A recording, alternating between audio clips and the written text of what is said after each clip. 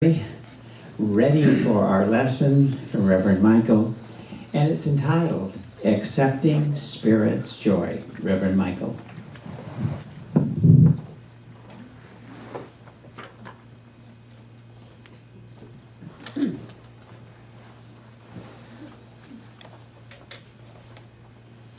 Good morning, you brothers. How's everyone's Mother's Day so far? Wonderful. Are you? Perfect. I consider the Sunday celebration a very tasty hors d'oeuvre to the day. All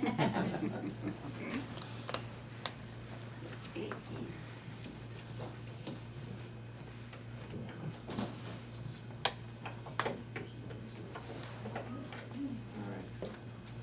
That's my Libra order. Okay, I'm ready. I'm ready. Are you ready? Ready. Well, good morning again. This is the morning that we are invited into a greater idea of our theme of the month, and that's joy. And Mother's Day, as Reverend Louis mentioned, is the perfect occasion to bring up this idea of joy. Now I ask you maybe a not so bright question, but why is this so? Why is this so? Well, as was mentioned earlier, each of us is made out of and from the appearance through our mothers into the physical world. We came here by means of a mother.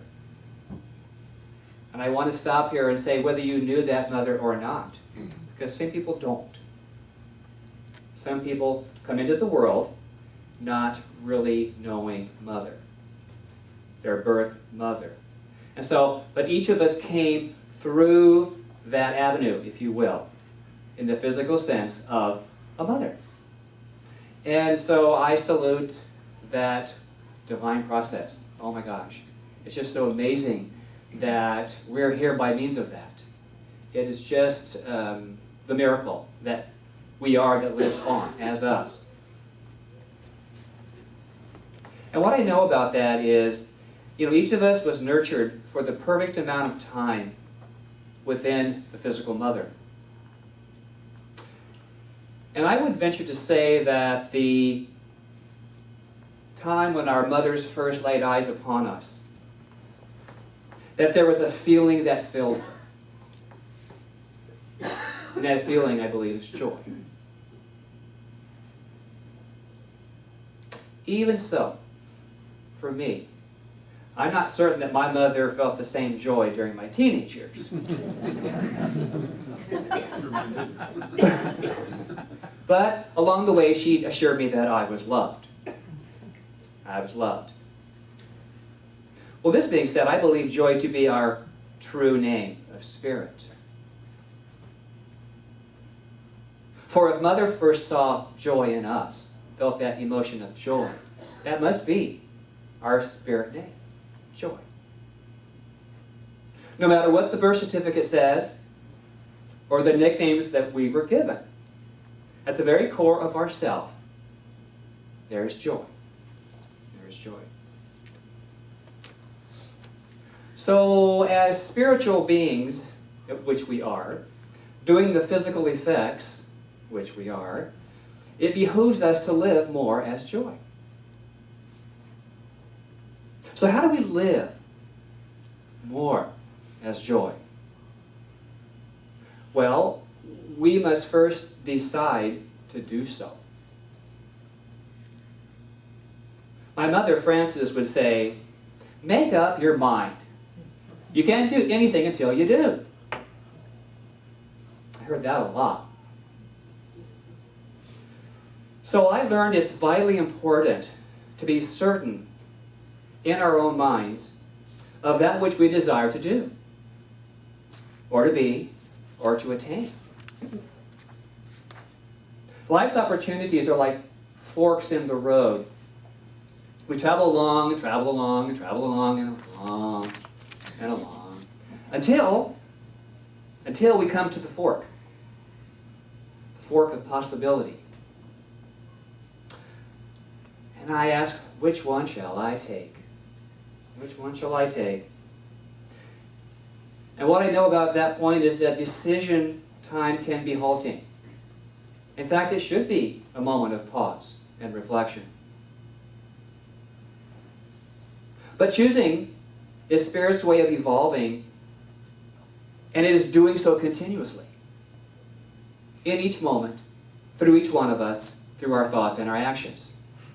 So, the science of mind in the textbook tells us the Spirit is not something apart from matter so-called, but is something working through matter. The potential possibility of what we call the highest and the lowest is inherent in everything. So, the choices? One of the forks of change, or do you choose to go right back where you started? When you come to that point in the road where you have to make a decision, what do you do? What do you do? Well, when at that position of choosing, remember our first name of Spirit, which is joy. And then ask yourself, is this the way of joy for me? Is this my way? Will this offer me more joy? And the science of mind teaching for me is the tool that has allowed me to understand myself. Not the book, but myself. I understand the book better too. Anybody who's taken a class, they go, what's this? What's this language? And so, but the science of mind teaching allows each one of us to look within ourselves and to find that part of ourselves, rediscover that part of ourselves, which is the joy. It is my tool of choice for maintaining the clarity of mind, of my mind, so that I may live a more conscious life. We teach living consciously here, because when we live consciously, we more understand what we're going to have. Dr. Ernest Holmes, the founder of this teaching and author of the textbook, wrote this, and I quote, "The greatest good which a person's mind is able to conceive should be affirmed as part of one's everyday experience. No matter what the occupation, we have several here today, each person is a mental and spiritual practitioner. And from daily meditation, we should venture forth into a life of action, with a will to do, the determination to be, and a joy in becoming." There's many a time I've went through all the first parts of that, and there was no joy in becoming. Guess what? It wasn't for me. If there's no joy in becoming, why become? Why become? Whatever your occupation, set a daily intention for that day, and then live in the joy of that intention. And you know what I know about intentions throughout the day? You can shift it. If it's not working for you, you can, well, I'm going to shift courses here. I'm going to take a different fork in my daily road. But it sets something in motion for us to pay attention to be conscious of. I learned from my spiritual study the importance of living as if. It's not playing pretend, but living as if. Well, now, what does this mean? For me, it's live life like you own it.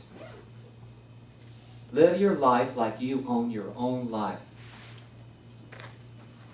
But we can only own anything where? In our minds. First, we have to own the idea. Last month's theme was prosperity. And you know, prosperity is more than money, huh?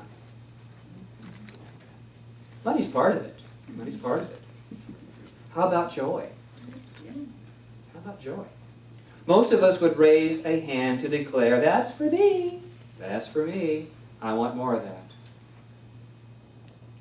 Saying I want more of anything is a fork in our road of awareness.